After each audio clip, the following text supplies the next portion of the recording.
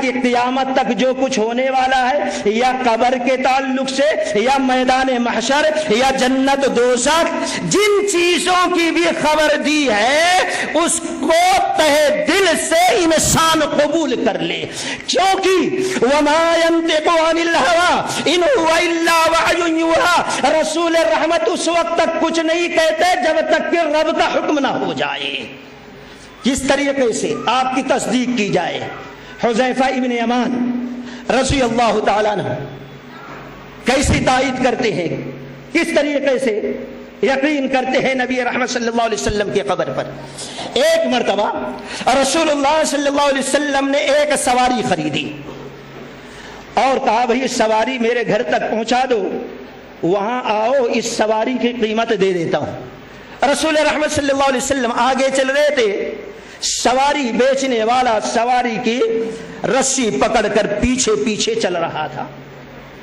اتفاق سے رسول اللہ صلی اللہ علیہ وسلم آگے پہنچے اور یہ شخص سواری لے کر آ رہا، راستے میں ایک شخص ملا اور کہا کیا ہے بھائی بیچنا ہے؟ کہا ہاں بیچنا ہے۔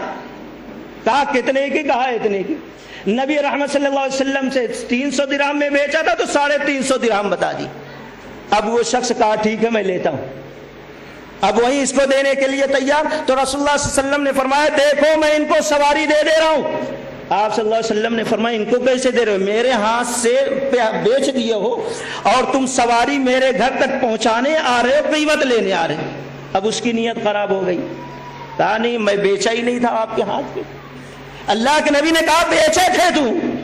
وہ شخص کہتا اگر میں بیچا تھا قیمت لینے آ رہا تھا تو کوئی گواہی پیش کرو۔ اب یہ بات بڑھتے گئی، لوگ جمع ہوتے گئے، سب کہنے لگے اے اللہ کے نبی علیہ الصلوۃ والسلام ہم جانتے ہیں آپ سچے ہیں، لیکن جب یہ خرید فروخت ہو رہی تھی اس وقت ہم موجود نہیں تھے۔ بات بڑھتی گئی، لوگ جمع ہوتے گئے۔ حذیفہ بن یمان رضی اللہ تعالیٰ عنہ آئے اور پوچھے کیا مسئلہ ہے؟ لوگوں نے بتایا ایسا مسئلہ ہے۔ اسی وقت زور سے کہا اللہ کی قسم میں اس بات کی گواہی دیتا ہوں کہ اللہ کے رسول صلی اللہ علیہ وسلم نے اس سواری کو خریدا اور اس نے بیچا اور یہ سواری گھر تک نبی کے پہنچانے جا رہا تھا، قیمت لانے جا رہا تھا۔ قسم کھا کر گواہی دے دی، تصدیق کر دی۔ اب وہ شخص سواری چھوڑا اور قیمت لیا جانے لگا۔ بعد میں آئے رسول اللہ صلی اللہ علیہ وسلم، حذیفہ رضی اللہ عنہ، کہا کیا بات ہے؟ اللہ کے نبی نے کہا یہ بتاؤ جب میں خریدا وہ بیچا تو اس وقت تم موجود نہیں تھے، ایسے کیسے تم نے قسم کھا کر گواہی دی؟ یہ نبی علیہ الصلوۃ والسلام کی بات پر یقین ہونا چاہیے۔ نبی کے خبر پر یقین ایمان کی علامت ہے۔ آج بہت سے لوگ کہتے ہیں ہمارے سمجھ میں بات آتی نہیں، حدیث آتی نہیں، امام کا مسئلہ سمجھ میں آتا ہے، بابا پیر بابا کی بات سمجھ میں آتی ہے لیکن نبی کی بات سمجھ میں نہیں آتی۔ یاد رکھیے اللہ و رسول سے دلیل پوچھا کوئی تو کافر لوگ پوچھے تھے، لیکن جو ایمان والے تھے رب کعبہ کی قسم ان کے سمجھ میں بات آئی نہیں آئی لیکن فوراً قبول کر لیا۔ یہ ایمان کی علامت تھی۔ کہا کیسے گواہی دی؟ کہنے لگے اللہ کے رسول صلی اللہ علیہ وسلم آپ آسمان کے بارے میں اتنی باتیں بتاتے ہیں، ہم آنکھ بند کر کے قبول کر لیتے ہیں، تو یہ کیسے ہو سکتا ہے کہ دنیا کی معمولی سی بات پر آپ جھوٹ بولے؟ اس لیے ہم نے کہہ دیا اللہ کی قسم آپ نے خریدا اس نے بیچا ہے۔ رسول رحمت صلی اللہ علیہ وسلم مسکرا دیے۔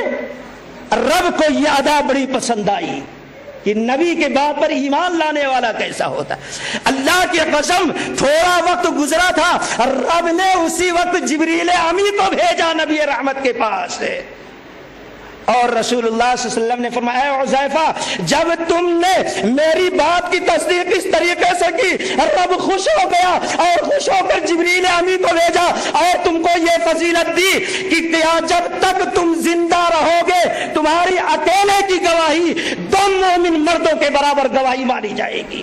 یہ مقام یہ مرتبہ رب نے دیا۔ تو رسول کے رسالت پر ایمان لانے کے لیے پہلی شرط یہ ہے کہ نبی رحمت کی خبر پر یقین کیا جائے، اور دوسری چیز اطاعت، اطاعت رسول اللہ صلی اللہ علیہ وسلم کی اطاعت ہو.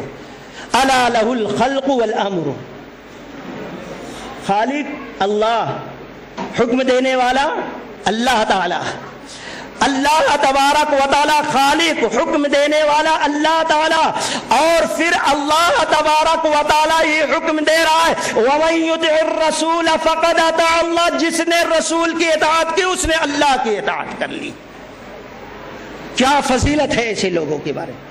عائشہ صدیقہ رضی اللہ تعالیٰ عنہ بیان کرتی ہے کہ ایک مرتبہ رسول اللہ صلی اللہ علیہ وسلم بیٹھے ہوئے تھے کہ ایک صحابی رسول، حدیث میں نام کا ذکر تو نہیں ہے، آ کر بیٹھ گئے. چہرے پہ بڑا رنج غم ہے. اللہ کے نبی علیہ الصلوۃ والسلام نے پوچھا کہ یہ بتاؤ آج بڑی تکلیف میں، بڑے غم میں، بڑے رنجیدہ نظر آ رہے ہو، بات کیا ہے؟ کہا اللہ کے نبی علیہ الصلوۃ والسلام بات ہے. کہا کیا بات ہے ذرا بتاؤ تو. کہنے لگے وہ صحابی رسول، اللہ کے نبی علیہ الصلوۃ والسلام ہم گھر میں رہتے ہیں، کاروبار میں رہتے ہیں، بیوی بچوں میں رہتے ہیں، بے چین ہوتا ہوں، بے قرار ہوتا ہوں، گھر چھوڑ دیتا، بیوی بچے کو چھوڑ دیتا، کام کاج چھوڑ دیتا ہوں، بھاگ کر آتا ہوں، آپ کے چہرے اقدس کا دیدار کر لیتا ہوں، اللہ کی قسم سکون مل جاتا، دل کو چین قرار آ جاتا ہے. دنیا میں تو قرار سکون حاصل کر لیتا ہوں، لیکن غم یہ سوچ کر ہوتا ہے، رنج یہ سوچ کر ہوتا ہے کہ آپ بھی مرنے والے ہیں، ہم بھی مرنے والے ہیں. آپ اللہ کے حبیب، آپ اللہ کے محبوب، آپ اللہ کے رسول، آپ اللہ کے پیارے، آپ اللہ کے دلارے، آپ سیدھا جنت میں اونچے مقام پر، میں جنت میں جاتا ہوں کہ نہیں، اگر چلا بھی گیا تو نہ جانے کہاں دور مجھے جنت میں ڈال دیا جائے گا اور آپ اونچے مقام پر ہوں گے. یہ سوچ کر غم ہوتا ہے، مجھے غم زدہ ہو جاتا ہوں، رنجیدہ ہو جاتا ہوں کبھی کبھی. آپ نہ جانے جنت میں کون سے مقام پہ ہوگے، میں کہاں ہوں گا. میں سوچتا ہوں دنیا میں بھاگ کر آپ کا دیدار کر لیتا ہوں، دل کو سکون مل جاتا ہے، لیکن آخرت میں دیدار آپ کا کیسا ہوگا یہ سوچتا ہوں، غم زدہ ہو جاتا ہوں. ان کے غم کو سنا اللہ کے نبی علیہ الصلوۃ والسلام. آپ کے چہرے اقدس نیچے ہو گیا، جواب کچھ بھی نہیں، سر کو نیچا کر لیا، نیچے ہے. آپ بھی غم زدہ، صحابی رسول بھی غم زدہ، آپ بھی غم میں، صحابی رسول بھی غم میں. رب تعالیٰ کو کی رحمت جوش میں آئی، جبریل امی کو بھیجا اسی وقت، اور جبریل امی اسی وقت سورۃ النساء آیت نمبر 69 لے کر آئے. رب تعالیٰ نے فرمایا اے میرے پیارے صحابی غم زدہ کیوں ہو، تمہارے درد کا علاج رب نے دے دیا ہے. خوش ہو کر چہرے اقدس کو اٹھایا، کہا اللہ کے رسول صلی اللہ علیہ وسلم میرے غم کا علاج رب نے دیا، کیا ہے علاج، ذرا دوا تو بتا دیجئے. نبی رحمت صلی اللہ علیہ وسلم سورۃ النساء کی آیت پڑھتے وَمَن يُطِعِ اللَّهَ وَالرَّسُولَ فَأُولَٰئِكَ مَعَ الَّذِينَ أَنْعَمَ اللَّهُ عَلَيْهِمْ مِنَ النَّبِيِّينَ وَالصِّدِّيقِينَ والشهداء والصالحين وحسن اولئك رفیقا. جو لوگ اللہ کی اطاعت کرتے ہیں اور رسول اللہ صلی اللہ علیہ وسلم کی اطاعت کرتے ہیں فاولئک مع الذین انعم اللہ علیہم، اللہ تبارک و تعالی ایسے مطیع لوگوں کو ان لوگوں کے ساتھ جنت میں داخل کرے گا جن کے اوپر انعام کیا ہے. وہ لوگ کیا ہے، مع النبیین والصدیقین والشہداء والصالحین وحسن اولئک رفیقا.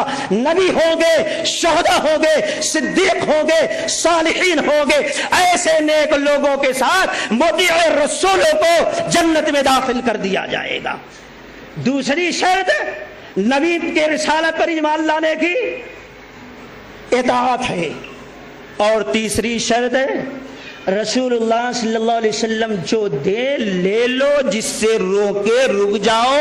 ما آتاکم الرسول فخذوہ وما نہاکم عنہ. اپنے طرف سے بدعت ایجاد کرنے کی ضرورت نہیں، اضافہ کرنے کی شریعت میں ضرورت نہیں، چاہے اچھی بدعت ہو چاہے بری بدعت۔ بڑی مشہور معروف وہ حدیث ہے، ذرا سامنے رکھو، امام بخاری رحمت اللہ علیہ نے جس کو کتاب النکاح کے اندر نقل کیا، راوی انس بن مالک رضی اللہ تعالیٰ عنہ، وہ کہتے ہیں کہ اللہ کے رسول صلی اللہ علیہ وسلم کی بیویوں میں سے ایک بیوی عائشہ رضی اللہ تعالی عنہا کے گھر 3 صحابی گئے، ایک نہیں 3۔ وہ صحابی کون تھے واللہ اعلم، کچھ لوگوں نے نقل کیا، حدیث میں تو نہیں ہے۔ علی رضی اللہ تعالی عنہ ہے، عثمان رضی اللہ تعالی عنہ، عبداللہ ابن مسعود، واللہ اعلم کون صحابی تھے۔ یہ 3 صحابی گئے اور پوچھا نبی علیہ الصلوۃ والسلام کا کیا معاملہ ہے۔ خیر نبی علیہ الصلوۃ والسلام سے سوال کیا گیا تو آپ کی بیوی سے، بیوی محترمہ نے بتا دیا ایسا ہے ایسا ہے۔ اب وہ تو تینوں صحابی، بڑی نصیحت عبرت آمیز حدیث ہے، اللہ کے نبی علیہ الصلوۃ والسلام کے عمل کو معمولی سمجھا، اور ایک نے کہا میں نکاح ہی نہیں کروں گا، ہمیشہ اللہ کی عبادت کرتے رہوں گا، اور دوسرے نے کہا میں ہمیشہ رات بھر تہجد پڑھوں گا۔ آج امام کے بڑے ہونے کی، بڑے امام بڑے بزرگ ہونے کی علامت کیا؟ امام صاحب نے عشاء کے وضو سے 40 سال تک فجر کی نماز پڑھی، اس لیے سب سے بڑے امام۔ فلاں اتنے بڑے پیر ہیں، اتنے بڑے پیر ہیں کہ انہوں نے ایک پیر پہ ٹھہر کر 15 برس تک نماز پڑھی۔ سوچنے کی حدیث سامنے رکھو، ہمارا نہیں عقیدہ ہے کہ کوئی ایسا امام کر سکتا ہے یا کوئی بزرگ ایسا کر سکتا، لوگ کہتے ہیں۔ اس حدیث کو سامنے رکھیے، ایک نے کہا رات بھر تہجد کی نماز، ایک نے کہا ہمیشہ روزہ، ایک نے کہا نکاح نہیں کروں گا، ہمیشہ اللہ کی عبادت کرتے رہوں گا تاکہ رب راضی، جنت حاصل۔ تینوں چلے گئے، اللہ کے نبی علیہ الصلوۃ والسلام آئے، معلوم ہوا ایسا ایسا ہے، فوراً باہر نکلے، تلاش کرتے کرتے یہ تینوں سا، کیا آپ لوگ گئے تھے گھر پہ؟ ہاں گئے تھے۔ ایسا ایسا کہا؟ ہاں کہا۔ آپ نے کہا اما واللہ، الفاظ سنو، اما واللہ انی لاخشاکم للہ واتقاکم، یاد رکھنا رات بھر نماز پڑھنا یہ عبادت گار ہونے کی علامت نہیں، ہمیشہ روزہ رکھنا یہ متقی ہونے کی علامت نہیں، عبادت گزار ہونے کی علامت کیا ہے؟ بڑے متقی ہونے کی علامت کیا ہے؟ کائنات میں اللہ کی قسم نبی رحمت سے زیادہ رب سے ڈرنے والا نہ پیدا ہوا نہ پیدا ہوگا، رب سے کائنات میں نبی رحمت سے زیادہ پرہیزگار کوئی نہ ہوا ہے نہ قیامت تک ہوگا۔ آپ کہتے ہیں اما واللہ انی لاخشاکم، اللہ کی قسم میں اللہ کے لیے سب سے زیادہ ڈرنے والا ہوں اور اللہ تعالیٰ کا سب سے زیادہ تقوی اختیار کرنے والا۔ سن لو، انا صائم و افطر، میں روزہ بھی، انا اصوم و افطر، میں روزہ بھی رکھتا ہوں اور افطار بھی کرتا ہوں، انا اصلی و ارقد، اور میں تہجد پڑھتا ہوں اور سوتا بھی ہوں، وزوج النساء، اور میں نے نکاح بھی کیا، ان کے حقوق بھی ادا کرتا ہوں، فمن رغب عن سنتی، یہ میری سنت ہے، فلیس منی، اگر اس سے باہر کوئی ہوگا تو وہ میرے راستے سے ہٹ جائے گا۔ معلوم یہ ہوا تقوی کا معیار یہ ہے، عبادت گزار کا معیار یہ ہے، جو سب سے بڑا عبادت گزار ہوگا وہ سب سے بڑا نبی علیہ الصلوۃ والسلام کا مطیع ہوگا، جو سب سے بڑا اللہ سے ڈرنے والا ہوگا کائنات میں، اللہ کی قسم وہ سب سے بڑی نبی علیہ الصلوۃ والسلام کی اطاعت کرنے والا ہوگا۔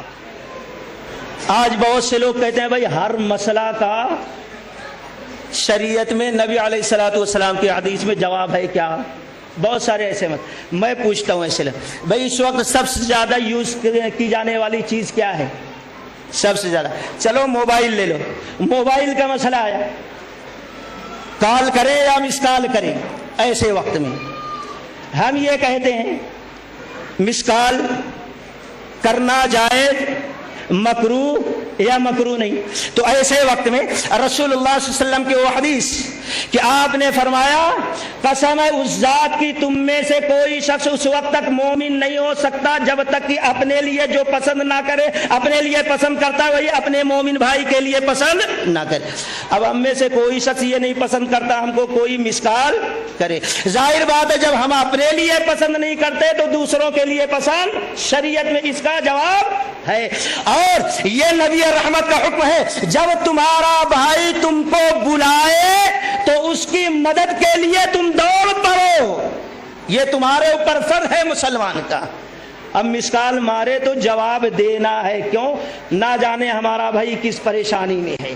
چلیے ایک مسئلہ یہ حل، اور دوسرا نماز پڑھ رہے ہیں فون بج رہا ہے، اب کوئی پوچھتا ہے حدیث میں کہا ہے بجنے دیں یا کہ کٹ کر دیں، ایسے وقت ہے جواب۔ وہ حدیث ذرا اٹھا کر دیکھ لیجئے ابو داؤد شریف وغیرہ کی کہ اللہ کے رسول صلی اللہ علیہ وسلم جوتا چپل پہن کر نماز پڑھ رہے، نماز کی حالت میں آپ نے اپنے جوتوں کو اتارا اور بائیں طرف رکھ دیا، صحابہ اکرام کی نظر پڑی، نبی رحمت نماز پڑھا رہے، اپنے جوتے کو نکال کر پیر سے بائیں طرف رکھ دیا، صحابہ اکرام بھی اپنے چپل جوتوں کو نکالا بائیں طرف رکھ دیا، نماز مکمل ہوئی۔ آپ صلی اللہ علیہ وسلم نے سوال کیا تم لوگوں نے جوتا چپل کیوں نکالا؟ نبی صحابہ کرام نے کہا اللہ کے نبی آپ کو اتارتے ہوئے ہم نے دیکھا اس لیے ہم نے بھی اتار دیا۔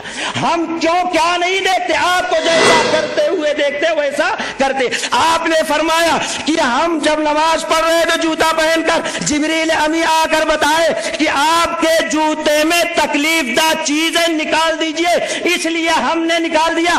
آپ نے فرمایا اس کے بعد اب کوئی شخص مسجد میں نماز پڑھنے آئے تو کوئی چیز اگر لگی ہے تکلیف دہ تو اس کو صاف کر لے، جوتا نکال دے، وہ تکلیف دہ چیز کو ہٹا دے۔ ہم کہتے ہیں نماز کے لیے کوئی آ رہا ہے تو موبائل بند کر دے، اگر بند کرنا بھول گیا نماز میں گھنٹی بجنے لگی، جب نبی رحمت صحابہ کرام نماز کی حالت میں جوتا چپل نکال سکتے ہیں تو ہم اپنا موبائل بھی